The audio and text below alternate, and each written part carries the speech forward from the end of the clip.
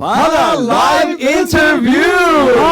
Yes mga kababayan, sa puntong ito ay nais naman po naming ihatid sa inyo ang napakahalagang impormasyon patungkol po sa mahalagang papel na ginagampan ng serbisyo para sa bayan ng ating PAO Forensic Laboratory Division. Kaya naman po, makakasama natin ngayon, live na live, Woo, yeah. upang ipakilala sa atin ang mga serbisyong hatid ng PAO Forensic Laboratory Division. Walang iba kundi ang ating isa sa magigiting na doctor. Please welcome Dr. Sara Serrano! Dr. Sara Serrano, kailan ka ba naanib sa PAO Forensic Laboratory Division? Bali, magti 3 years na po ako sa PAO Forensic. 3 years. Wow. Congratulations. Dito, Chief. Bakit ba pinili mo na pumasok sa public service at dito sa PAO, mag-join ng PAO Forensic Laboratory Division? Kagaya po ng marami po sa mga kababayan natin na naglilingkod sa gobyerno, gusto ko rin pong tumulong sa mga may hirap at hindi din naman po ako, hindi po bagong bagay sa akin yung mga pagtulong sa mahirap dahil kami din po sa aming pamilya, bago po ako naging manggagamot, ang mga magulang ko po nagumpisa po sa paglalako ng isda lamang at nakaipon, Oo. nakapundar at nakapagtinda po. Ang kanilang ikinabubuhay po ay pagtitinda lamang at nagtapos po ako sa mga pampublikong paaralan at bago po ako mapunta sa PAO Forensics ay naglingkod din po ako sa mga pampublikong ospital. Kaya naman po hindi po bago sa akin na makita o ma-expose po sa mga kababayan natin may hirap. At natignan ko din po, nasaksihan ko po mismo, Chief, na mahirap po talaga maging mahirap sa ating bansa. Lalo na po kapag nakakaharap po sa mga problema sa ating kalusugan. Tsaka talagang inaral ko yung transcript mo eh. Graduate ka University of the Philippines, UP. Yes. Okay, at magandang scholastic records mo at meron ka ring experience at talagang nakita ko may pag-asang matrain ka sa forensics. So, sa forensics kasi, yan ay medico-legal, no? Medical plus legal. Instrumento ng pagtuklas sa mga mysterious cases, sa mga medical malpractice cases, pagtuklas kung may kasalanan ba yung tinutukoy na salarin. May biktima, o kaya naman, wala bang kasalanan yung isinasakdal. So, tayo ay patas dito sa PAO. Both sides, pwede tayo sa biktima, pwede rin tayo sa inaakusahan. Sa papaanong paraan ba, ipapaliwanag mo sa mga kababayan natin, paano makaka-avail ng serbisyo sa PAO Forensic Laboratory Division?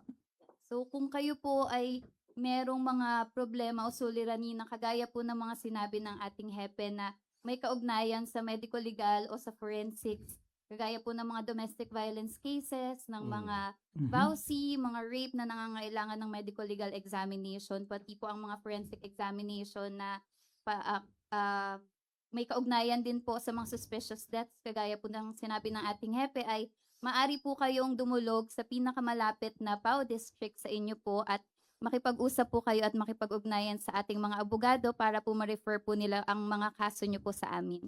Sagutin mo nga't ipaliwanag kung libre at walang bayad ang serbisyo ng PAO Forensic Laboratory Division. Libre at walang bayad po ang lahat ng mga services po ng PAO Forensics Laboratory Division sa ating mga indigent clients. No cost. Kasi libre din yung serbisyo.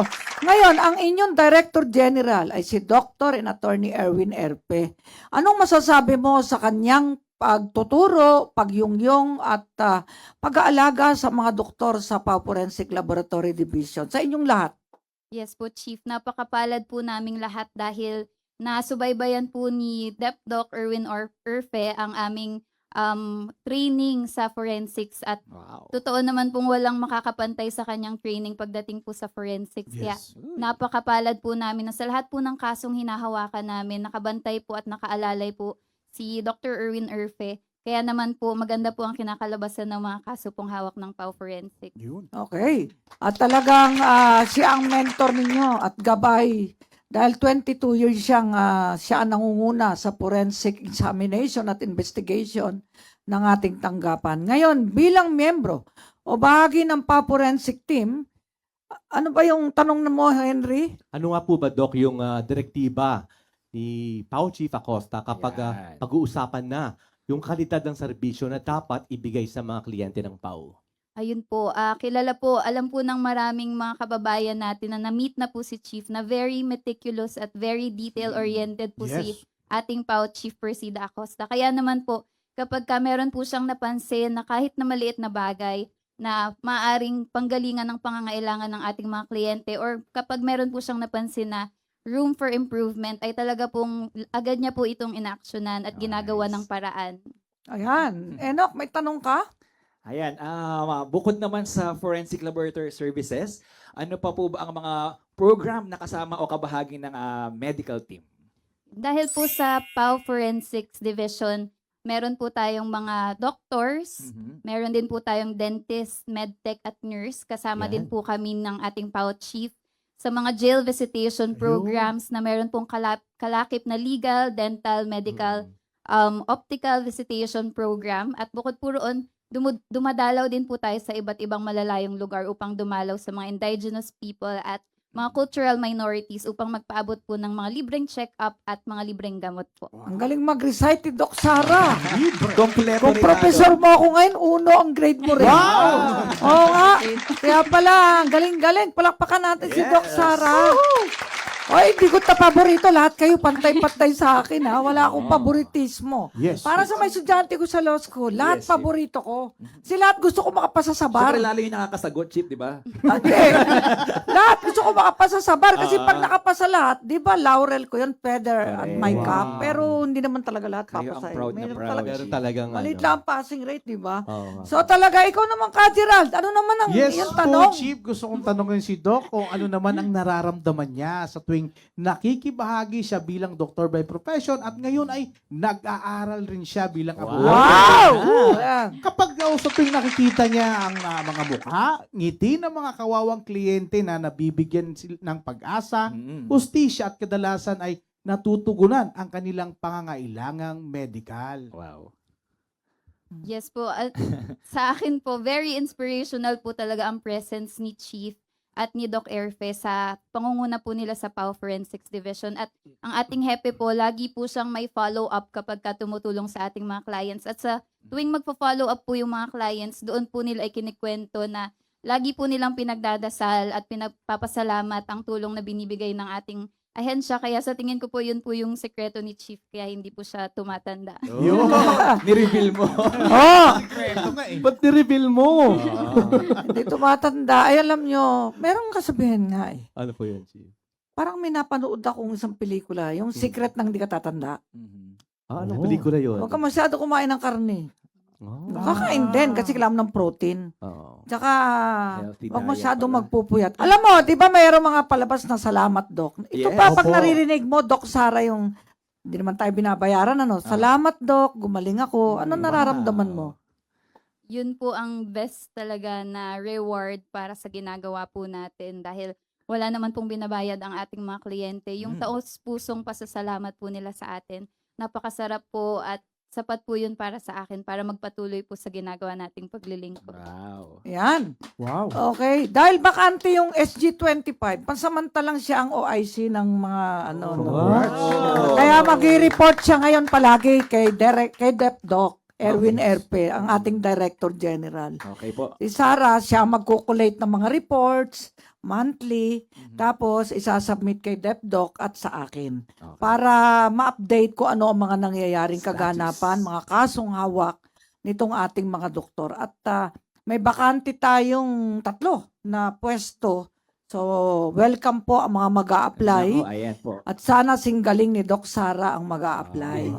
Pero niya nag-aaral yan sa UP, Pre-Med, sa Los Baños, tama ba? Yes po, Chief. Tapos sa Bicol University Medical School. Yes po. Pinag-aralan ko po ang profile niya. Ay talaga namang, sabi ko, hindi ko pinagsisisihan na siya ay maging kabilang sa mentorship ni Director General Deputy Chief Public Attorney Erwin P. Erpe. Ayan.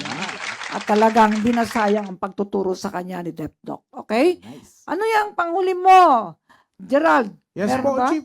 Bilang panghuli, ano ang pangarap mo sa sarili, sa bayan, at ang aasahan ng ating mga kababayan sa PAO Forensic Laboratory Division? Ayun po, ang simple lang naman po yung pangarap ko sa buhay. Gusto ko lang pong mapagbuti pa po yung aking sarili para po sa napili ko pong larangan para makapaglingkod pa po sa ating bayan. At pangarap ko din po na mas maging malapit po sa Diyos dahil siya naman po ang nagbibigay sa atin ng mga katangiang kailangan natin para po may paglingkod sa Kanya at sa ating bayan. Ang maasahan nyo naman po sa serbisyo Forensic. po ng PAW Forensics ay isang matapat na pagsusuri sa mga ebidensyang ibibigay nyo po sa amin para po sa inyong mga kaso. Wow. Kita ko kayo kay Doc Sara, meron na siyang babang confidence. At saka, alam mo, ang takot ay nawawala dahil sa pag-ibig. Sabi ng iba, bakit si Pau Chip walang takot kahit sa ang larangan?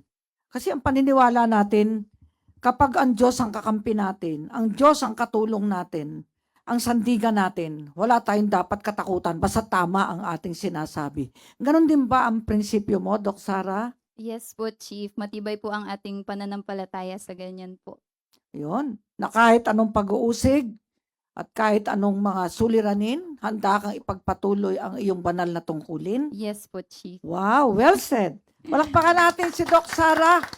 Ayan, may pag-asa ang ating PAW Forensic Laboratory Division na talagang sinikap ni Deputy Chief Public Attorney Erwin Erpe na maitatag at maitaguyod sa loob ng mahabang panahon. Thank you, Doc. Maraming salamat, Doc Sara, naway patnubayan ka ng Panginoon sa dako paroon.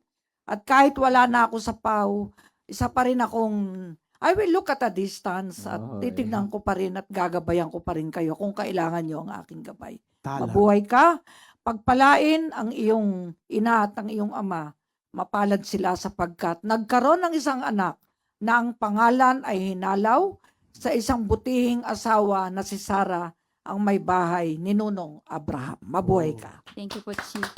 Yun.